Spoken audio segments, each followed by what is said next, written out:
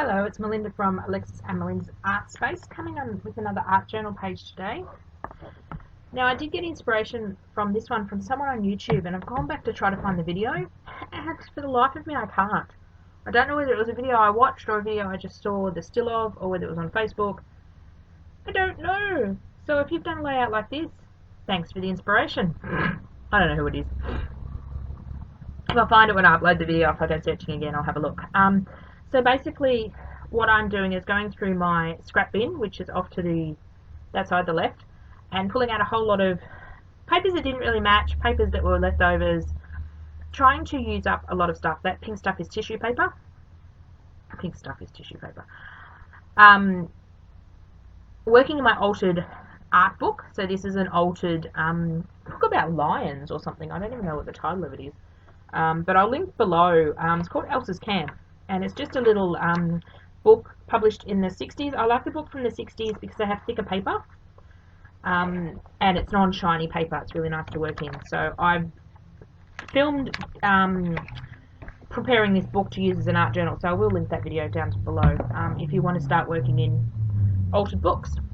They're much cheaper than art journals. And they work just about the same. Sometimes their books do fall apart, which I have an upcoming video on how to resurrect one that fell apart. And I've also got a few other videos on my channel about altered books because I love working in them. I started working in them and I just love it. I have several on the go now, which I love the different sizes, I love the different formats, and I'm always hunting out a good book to work in. So using Liquitex matte medium, and it's nearly finished, my big jar. Oh, I'm looking and it's got like just a smidgen in the bottom of it. It's my favourite medium to adhere paper to paper. It works well with tissue paper, napkins, works well with cardstock, works well with scrapbook paper, which is a lot of this is scrapbook paper. And some of it's a bit heavier scrapbook paper. And it just gives it a beautiful matte finish. And if the Liquitex wasn't so expensive in Australia, it would be my glue of choice all the time. But I'm not a brand snob, I'm a price snob. So whatever's on special goes in my shopping cart.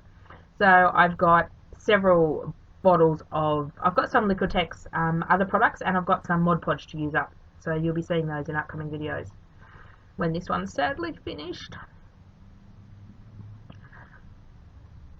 So just randomly sticking them down. I didn't gesso the page to start with, I'm just going straight on the book pages. This does help to strengthen the book pages when you do put a layer of collage down, which is possibly over 50% of my pages. I do add some to all collage background, or I might collage tissue paper down, or I might just collage wrapping paper down or something. That helps to strengthen the pages as well, because this particular book I didn't actually glue pages together. Did I glue pages together before I open my big mouth? Let me have, I've got the book beside me. Yes, I did actually end up gluing 2 pages together. Just with a normal, like a Yoo-hoo glue stick. And if you're interested in how I prepared the book, as I said, I'll link the video below. So trying to glue all of that down, making sure I go over the top of it as well, especially with the tissue paper, because you do want to seal it in very well. And I love how the words appear underneath the tissue paper. That's really cool. So I've just zoomed you in a bit so you can see what I'm doing. Adding some white gesso, that's Liquitex gesso. Again, that one was one I picked up on Super Duper Special. I'm not a gesso snob. I like the Liquitex gesso, it's less plasticky than another one. But again, the price point is just too much in Australia for me to continue to use that one until I get a bit richer. So a little book off to the left is my wipe up journal, or my junk journal put together. So basically I sometimes use it as a paint palette. I use it to wipe off extra paint, extra ink, and I have started doing some pages in that, so that's another upcoming video. I've got lots of upcoming videos. So just putting a thin layer of gesso on, and then I take a moist baby wipe and wipe some of it back, because I just want to tone down the colours. And when you put a layer of gesso over multiple colours of pattern paper like that, it gives it a bit more cohesiveness, and it sort of tones them all in as well, tones down some of the brights, and they look a lot better. So now the whole page is going to be a butterfly. So I hand draw a butterfly. On reflecting, maybe I should have got a butterfly printed from the internet, because it's a bit of a wonky butterfly, but that's okay. Next time I do a similar page, I may go print a stencil from the internet. Okay, don't ask me why I cut the butterfly in half. I don't know what I was going for. Really should have kept it together. I don't know. So just giving the gesso a dry, because it's a really thin layer, it dried really, really quickly. So then I decided we needed some more colour. Can't have enough colour. So I'm pulling out some of my stencils. So these ones will either be on my website soon or are already there. If they are on my website, I will link them below. If they're not, they will be there soon. So using some Delusions paints. These paints are really nice to paint over the top of. So they dry really flat and they're great for art journaling. They dry fairly quickly as well. So I love that swirly stencil.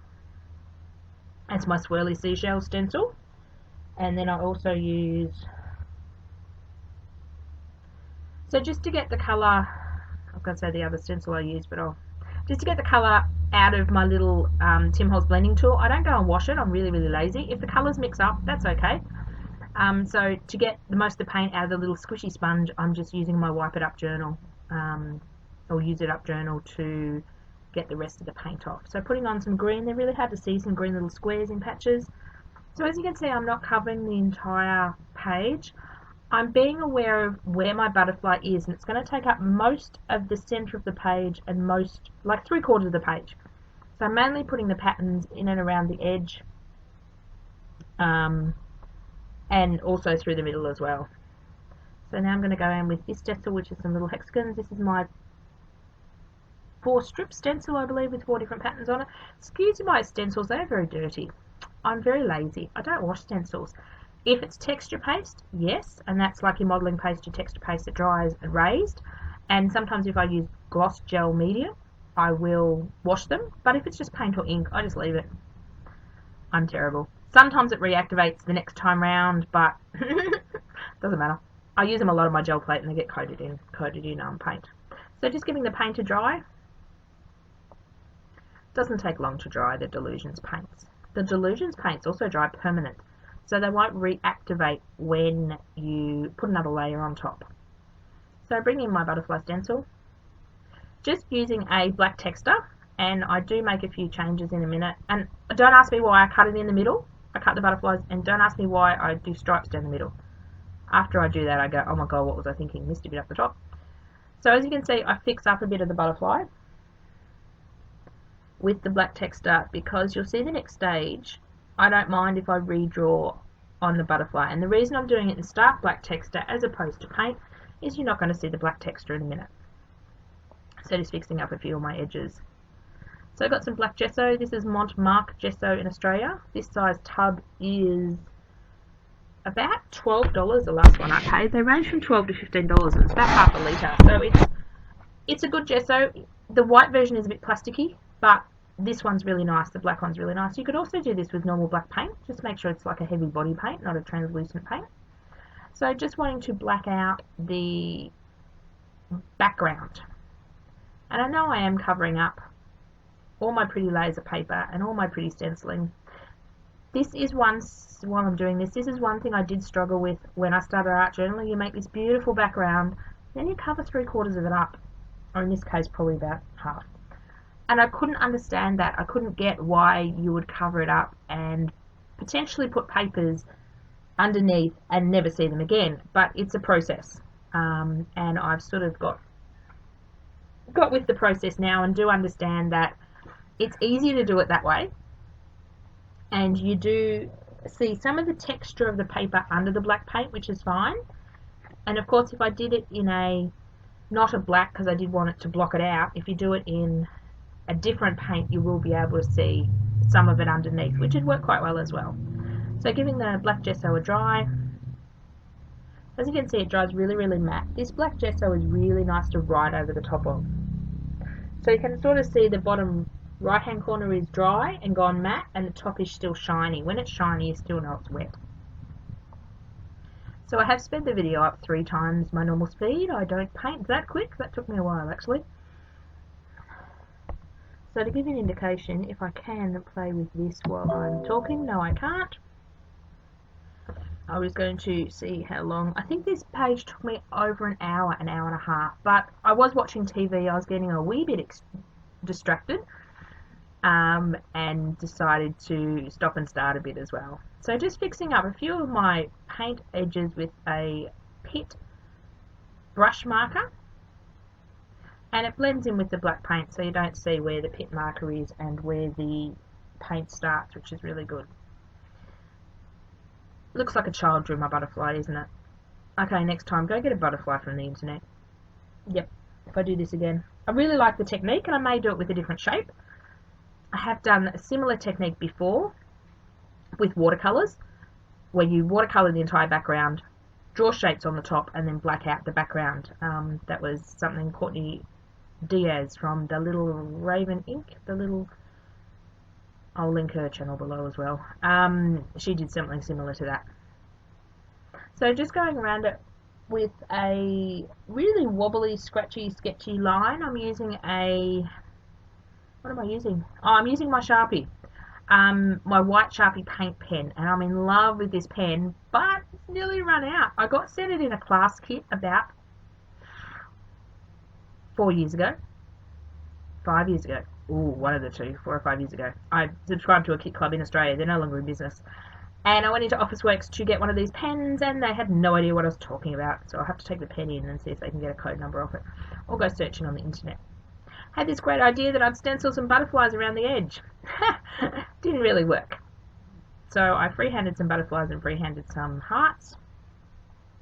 And decided to do them really sketchy and really loose, and decided to do some journaling. I don't journal on a lot of my pages. I don't like my handwriting, and B, I'm not a big writer.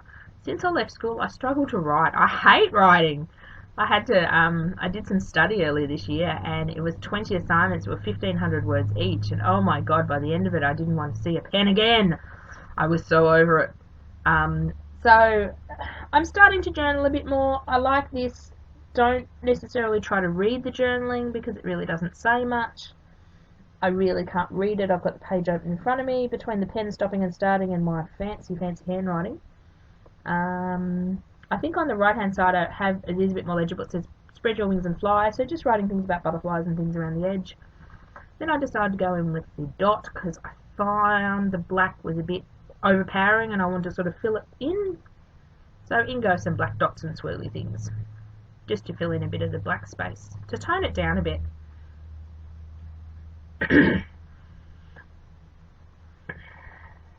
So sort of pausing and thinking, where am I going to do this, where am I going to do this? Then I decide, don't you love it with art journaling? You do one thing and then you go, I need some black back. So at that point I decided that there was too much contrast between the black background and the pastel butterfly. And the two stripes down the middle of the butterfly looked really horrid, and I couldn't fix that anyway. I don't know why I did that. Mental note, do not do art journaling while watching TV and getting distracted, and in the middle of the night, because you do things that you'll regret later. So in with the Pitt pen again. It's not a big brush Pitt pen, it's just a Faber-Castell Pitt pen, it's a smaller one. So I decided to go in, actually no, I started with a Sharpie marker. Sorry, that was a Sharpie marker that died. And a lot of my Sharpie markers are on the way out, so trying to use up all bits and pieces and get rid of them. So that Sharpie marker went bye-bye in the bin. So now I pick up my Faber-Castell Pitt pen, which is a thicker nib, which I wasn't really going for, but I do like the look now. So I decided to sit there and trace over all the stenciled images. Sounded like a good idea. About half an hour later, I was done. So I have seen this technique done by Shannon Green, that's doing videos again, and she stencils and then she goes and doodles over her stenciling, and it looks amazing. So I decided to do the swirly ones first. So I sort of draw in around all the painted stencil bits. You can bring the stencil back in and use the stencil as a guide. And there I do some rectangles and turn the book around. It's easier to turn the book around than try to turn my hand around. So you can bring the stencil back in, as I was saying, and put it over and trace around the stencil, but I just freehand it. I love freehand drawing like this. It calms me, it settles me, it's my stress relief. If I've had a bad day and I'm just feeling horrid, I grab out my sketchbook, my black pen, no pencil first so I can't erase it and get caught up in perfection, and just doodle and Zentangle, and similar to this. So it's very good for that sort of effect. I'm not one that will colour in. I struggle to colour in. I've struggled to colour in ever since I was a kid. Colouring in just, it doesn't excite me. It doesn't, I don't know, relax me. It actually does the opposite. I must be one of those unusual people. But this drawing and being a bit more creative, even though I'm drawing over shapes that are already there, I find it more creative and therapeutic than colouring in shapes that are already there. Go figure. So I love these new colouring in colouring books, but I don't buy them for the books. I buy them for the images to A, either recopy and redraw, or B, to cut up and use in my art journals. So just filling in the squares, and I do add a few where the stencil or the paint is missed, just to sort of balance a few things out. But I'm really pleased, apart from the shape of the butterfly, that's anything that irks me, but I find my art journaling is for the process, not the finished result.